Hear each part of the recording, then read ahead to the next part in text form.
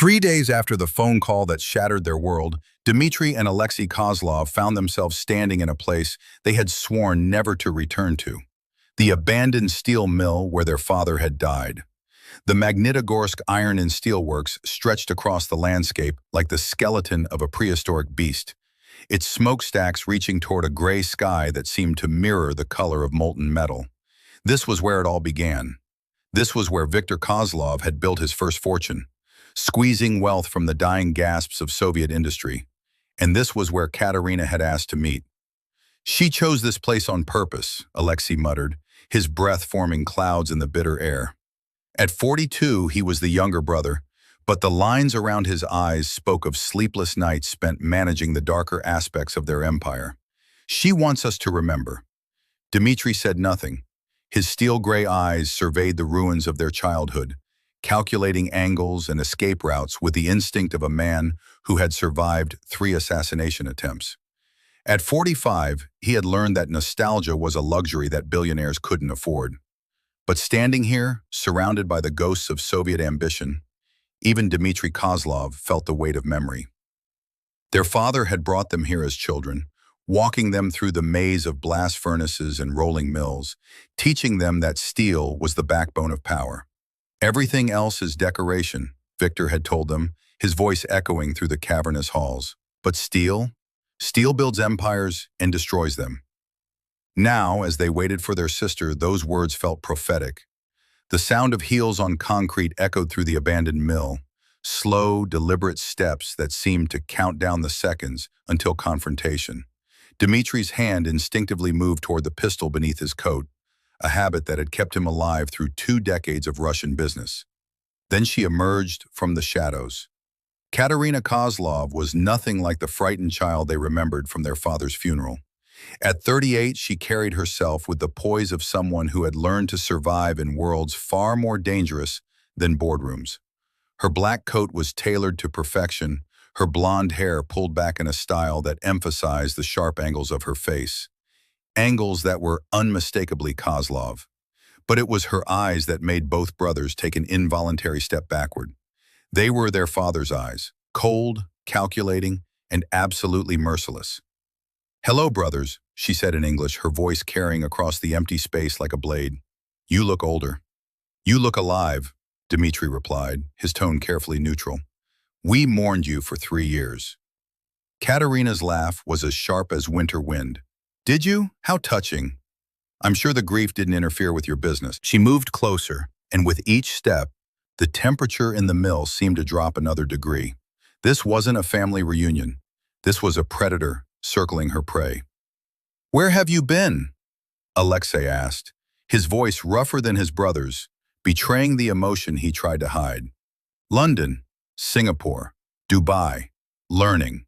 Katerina stopped 10 feet away, close enough to see their faces clearly, far enough to maintain the advantage of distance. "Learning how our father really built his empire, learning about the contracts he signed, the promises he made, the debts he left behind." Dmitry's jaw tightened almost imperceptibly.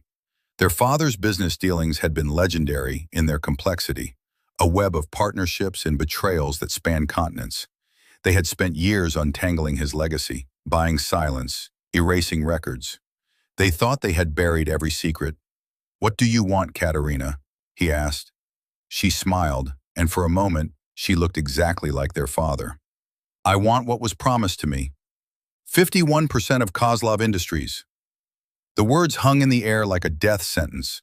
Kozlov Industries was worth $47 billion.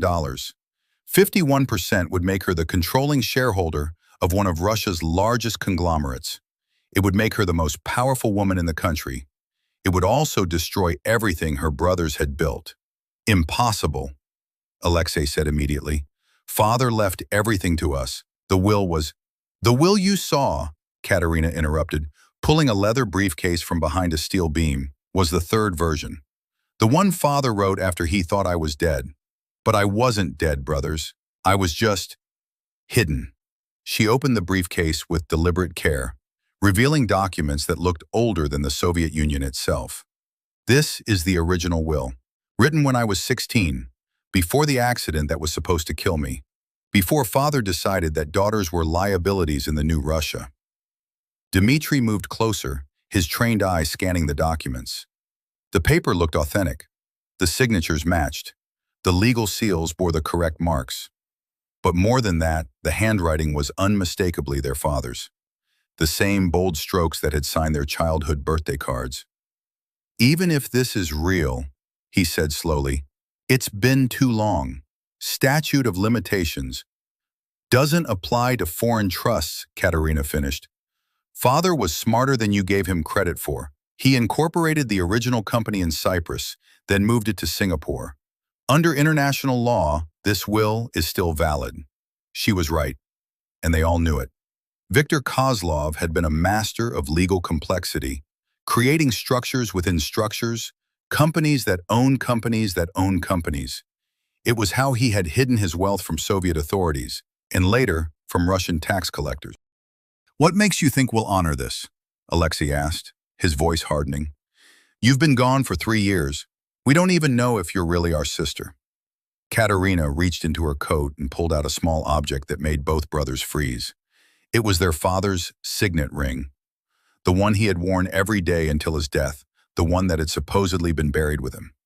"He gave this to me the night before he died," she said softly, "along with instructions on how to claim what was mine. He knew his sons would try to erase me from history. He planned for that possibility." The mill fell silent, except for the distant sound of wind through broken windows. 3 siblings stood in the ruins of their father's first empire, each calculating their next move with the precision of chess masters. "You have 48 hours, Katerina continued, placing the documents back in her briefcase. "Announce my return publicly, transfer controlling interest, or I release everything. Every secret deal, every buried contract, every politician you bought, every competitor you've destroyed, every body you buried in the foundations of your empire." She turned to leave, then paused. "Oh, and brothers, the accident that was supposed to kill me 22 years ago? It wasn't an accident. Someone tried very hard to make sure I would never grow up to claim my inheritance." Her footsteps echoed through the mill as she walked away, leaving Dmitry and Alexei alone with the weight of her words. The steel mill that had witnessed the birth of their father's empire had now become the stage for its potential destruction. As the sound of Katerina's car engine faded into the distance, the brothers stood in silence, each lost in memories of a sister they had tried to forget, and a father whose shadows seemed to grow longer with each passing year. 48 hours to save an empire. 48 hours to decide whether blood was thicker than business. In the world of the Kozlov brothers, it was about to become the most expensive question they had ever faced.